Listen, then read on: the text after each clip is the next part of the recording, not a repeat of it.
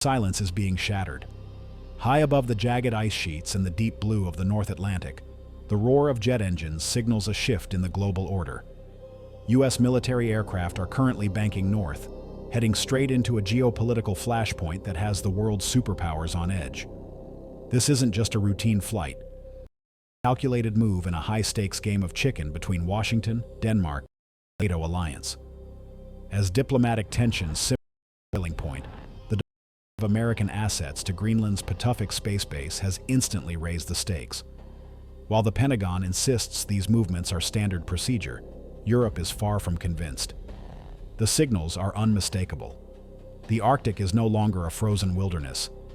It is the new front line. To understand the gravity of this deployment, we have to look at where these aircraft are landing. Pituffik Space Base, formerly known to the world as Thule Air Base, is arguably the most strategic military installation on the planet. Situated in northwestern Greenland, it sits nearly halfway between the United States and Russia. It is a technological fortress in the middle of nowhere. Pituffik isn't just a runway in the snow. It houses the world's most advanced phased array radar systems, capable of peering over the horizon to detect intercontinental ballistic missiles the moment they leave their silos. It is the primary sentinel for the North American Aerospace Defense Command, or NORAD. For decades, it has been the silent guardian of the West, but today its role is changing. The base is now the central nervous system for monitoring Russian submarine activity and China's expanding Polar Silk Road. When the U.S. sends more aircraft here, they aren't just a base, they are claiming dominance over the gateway to the Arctic. The official word from the Pentagon and NORAD is one of calm and cooperation. In a series of recent statements, NORAD confirmed the deployment, stating that the aircraft would arrive as part of long-planned, multinational defense operations. The mission, they say, is simple: to support the aerospace defense of North America. They emphasize the long-standing cooperation between the United States, Canada, and the Kingdom of Denmark. But behind the sterile language of military press releases, the reality is far more complex.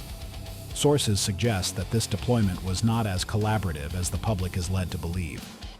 European diplomats are whispering that Washington acted first and informed its allies later. The tension isn't just about the planes, it's about the sovereignty of the land they land on. Denmark, which holds sovereignty over Greenland, is no longer willing to be a silent partner.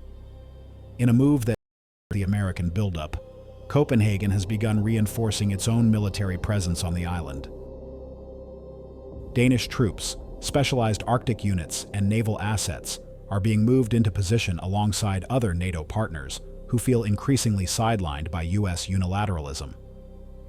European officials are now openly discussing the creation of an expanded permanent NATO Arctic mission. This is a radical shift. For years, Denmark and the EU tried to keep the Arctic low tension, a place for scientific research and environmental protection. That dream is dead. By deploying their own forces, the Danes are sending a clear message to Washington.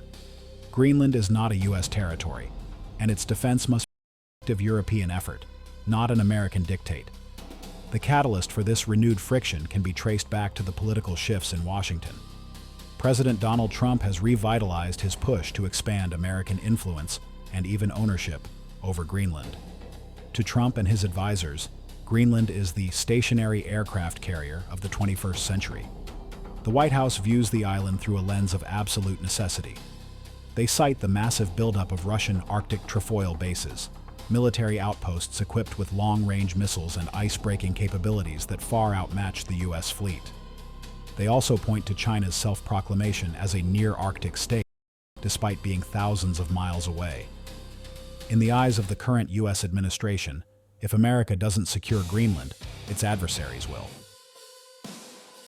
The America First approach to the Arctic has turned a security alliance into a territorial. The response from the European Union has been nothing short of explosive. Leaders in Brussels have firmly rejected any suggestion that Greenland's future is negotiable.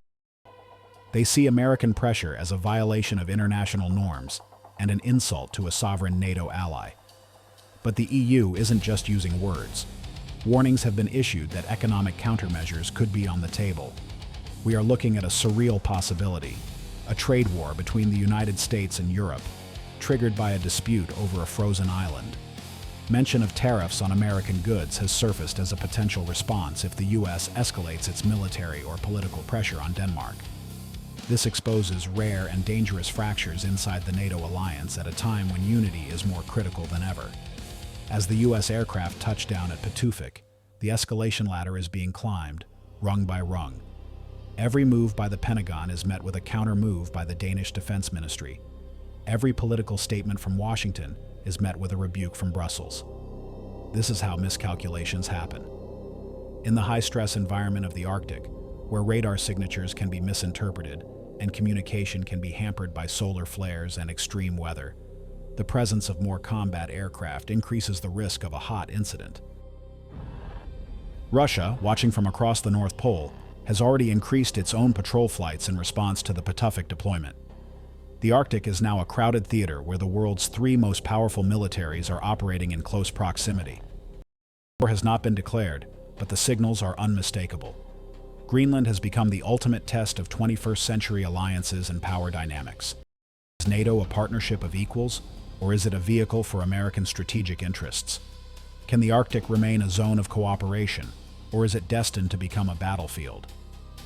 The deployment to Pituffik Space Base is more than just a logistical movement.